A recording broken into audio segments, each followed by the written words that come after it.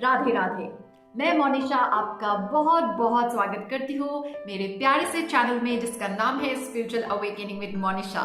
आपके लाइक्स और कमेंट्स के लिए आपका बहुत बहुत धन्यवाद। अगर आपने चैनल को सब्सक्राइब नहीं किया है तो कृपया सब्सक्राइब कीजिए। इससे मुझे बहुत मोटिवेशन मिलता है कि मैं वीडियोस रेगुलरली बनाऊं एंड आपकी स्पिरिचुअल अवेकनिंग जर्नी में आपको गाइड करती रहूं।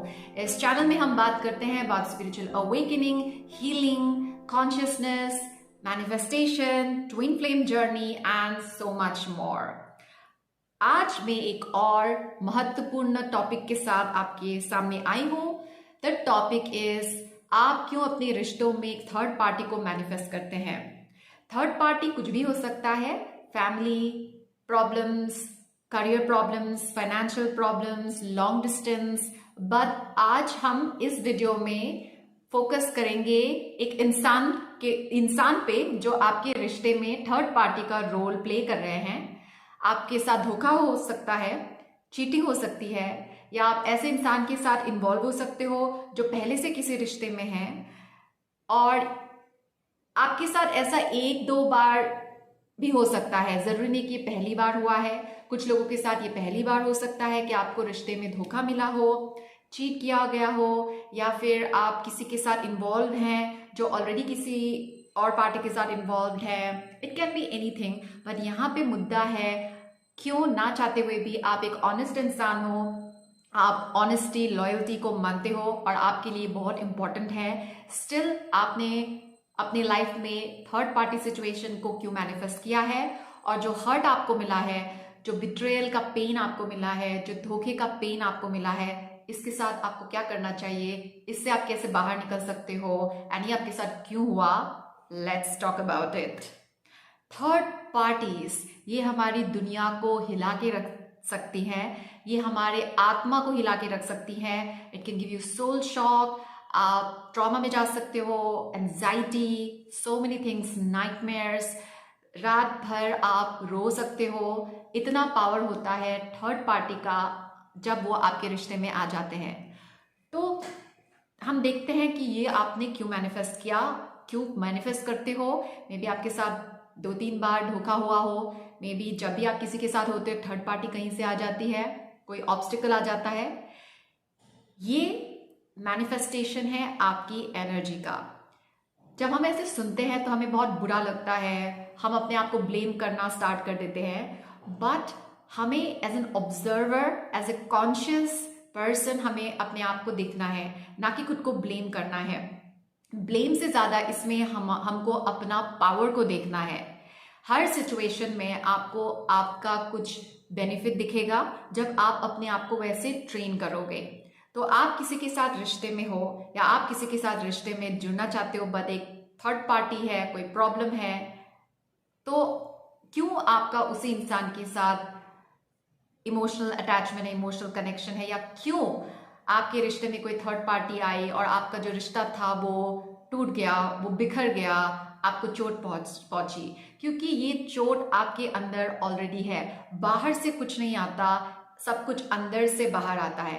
अब आप बोलोगे ये कैसे हो सकता है, आपको इस बारे में अवेयरनेस नहीं है, बट डजंट मीन कि ये आपकी एनर्जी में नहीं है। ये आपकी एनर्जी में है। ये वुंड है, a wound of betrayal, a wound of insecurity। आप ऑलरेडी इनसिक्योर फील करते हो। आप अपने आप से पूछिए, अब अपने आप से पूछिए, आप रिश्तों में ऑलरेडी इनसिक्योर फील करते हो। अगर आप ऐसे वीडियोस देखते हो on consciousness, manifestation, twin flames, तो आपके अंदर बहुत सारे इनसिक्योरिटीज है। हर इंसान में होता है। बहुत ही कम लोग हैं इस दुनिया में जो एकदम सिक्योर रहते हैं in most of the aspects of life. ऐसे बहुत कम लोग हैं। You need awareness and consciousness to work on yourself. And ये जो आपके सामने सिचुएशन आई है, जो चीटिंग, बिट्रेयल, धोखा मिला है, या फिर थर्ड पार्टी सिचुएशन है, ये आपने इसीलिए मैनिफेस्ट किया है क्योंकि ये आपको मिरर कर रही है आपके अंदर के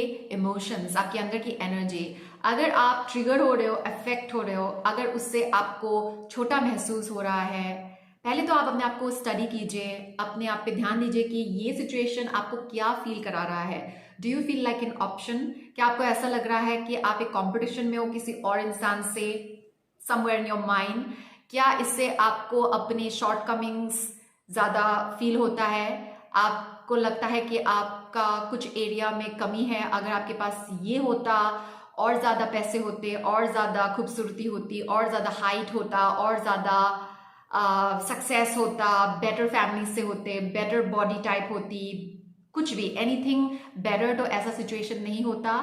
आस्क योरसेल्फ ऑनेस्टली, क्योंकि ये सिचुएशन आपको बस मिरर कर रही है। क्या आपके अंदर ये डर था कि आपका पार्टनर आपको छोड़ के जा सकता है, उन्हें आपसे बेटर कोई मिल सकता है, या वो आपको चीट कर सकते हैं? आपको या तो उन पे थोड़ा शक था, या आपको अपने ऊपर थोड़ा शक था that you are not the best choice and आपको कोई छोड़ के जा सकता है and you are not enough. So there is a lot of programming inside us. हमारे सबकॉन्शियस में ऐसे बहुत सारे नेगेटिव प्रोग्रामिंग है जिसका मैनिफेस्टेशन होता है third party. So of course it is painful. ये आपके पूरे एग्जिस्टेंस को हिला के रख सकता है, आपकी सेल्फ एस्टीम को ऐसे खत्म कर सकता है जैसे कोई तूफान की तरह आता है और आंधी की तरह चला जाता है। आपका थर्ड पार्टी तूफान की तरह आती है, आंधी की तरह आती है, और तूफान की तरह आपका सेल्फ एस्टीम को लेके चली जाती है and you take things personally. आप ऐसे सोच ही नहीं पाते हो that it has got nothing to do with you.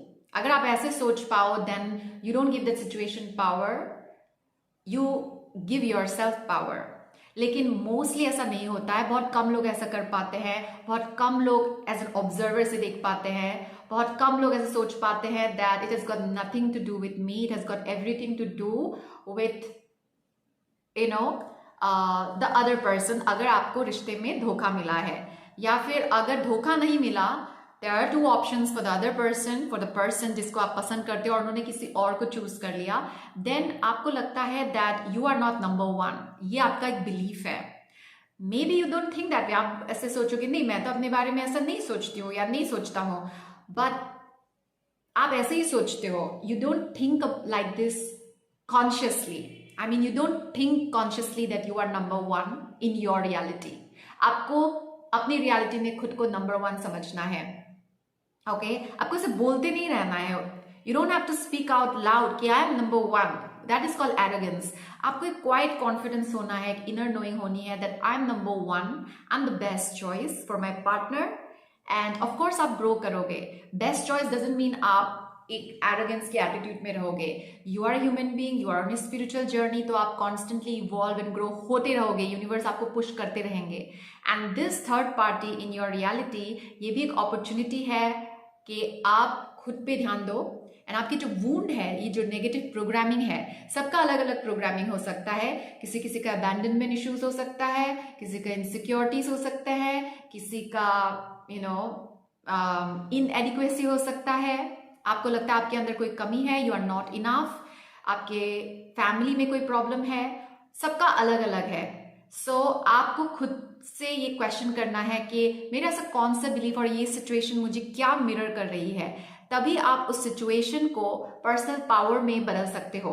अगर आप उसे पर्सनली लोगे as an attack, as a blame game, अगर आप इससे इफेक्ट हो जाओगे, देन आपकी एनर्जी लो होती जाएगी एंड वो सिचुएशन आपको बार बार अपनी तरफ खींचेगा। आपके दिमाग में बहुत सारे नेगेटिव सिनेरियोज प्ले होंगी, आप बार बार उन दोनों के एक साथ इमेजिन करते रहोगे and you will keep thinking that they are having a happy life and you are left alone. तो आपका माइंड आपके साथ ऐसे गेम खेलेगा। तो आपको अपने माइंड गेम में फंसना नहीं है, आपको समझना है that this is an opportunity for me to grow. और जब आप कॉन्शियस हो जाओगे, कॉन्शियसनेस में और ग्रो करोगे, then you will also be able to apply law of assumption to turn it around and turn it into your favour.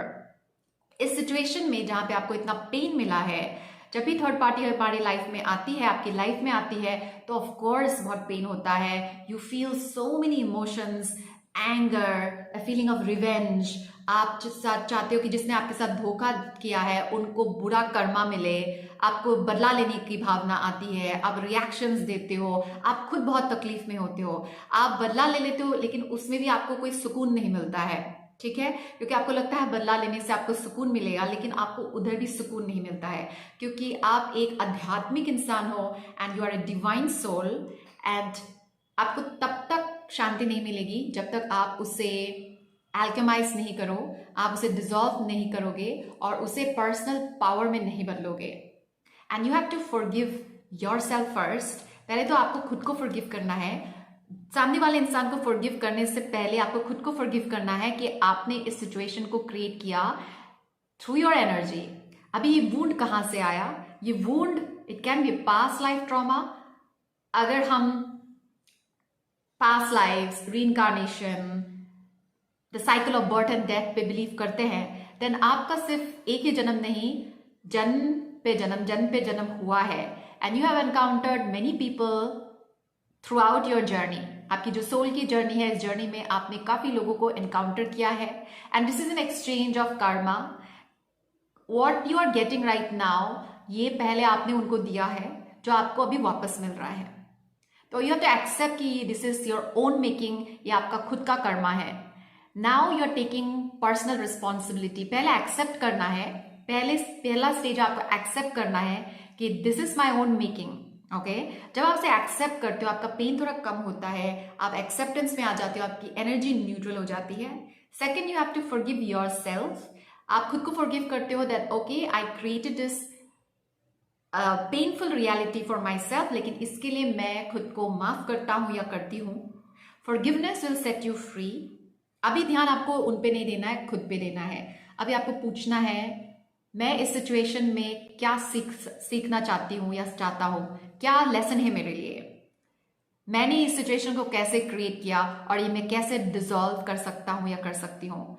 खुद को आईने में देखिए, अपने आंखों में आंखें डाल के खुद से क्वेश्चन कीजिए कि मेरे लिए क्या लर्निंग है, इस सिचुएशन में क्या लर्निंग है। एंड आपको मैसेज मिल जाएगा क्योंकि आपके अंदर डिवाइन इंटेलिजेंस है। जब आप खुद से कनेक्ट करते हो and you use this opportunity, then आपका हायर सेल्फ आपको बताएगा कि इसमें आपके लिए क्या लेसन है, क्या वुंड है, क्या नेगेटिव प्रोग्रामिंग है जिसको आपको बदलना है। ऑलराइट, एंड देन इस पेन को आप पर्सनल पावर में बदल सकते हो।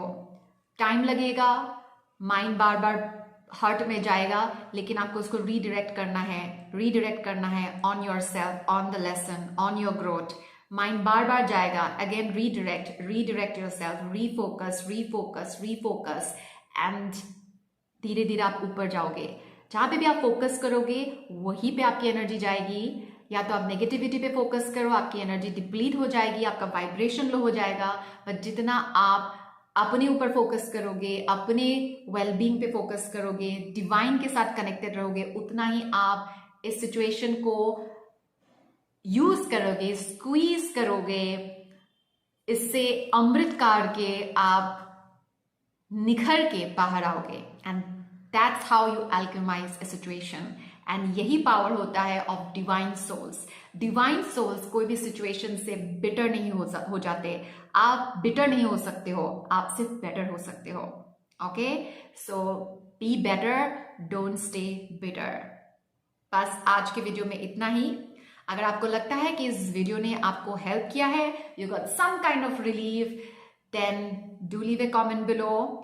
अगर आपको स्पेशल हैंड होल्डिंग की जरूरत है, अपने इस जर्नी में आपको थोड़ा गाइडेंस, क्लैरिटी की जरूरत है, then you can book a counselling session with me. Email me at monishadole@gmail.com। सारा डिटेल्स नीचे डिस्क्रिप्शन बॉक्स में दिया गया है। तो खुश रहिए, अपना ध्यान रखिए, इनर वर्क करते रहिए, दिल से बोलिए जय श्री राम, राधे राधे।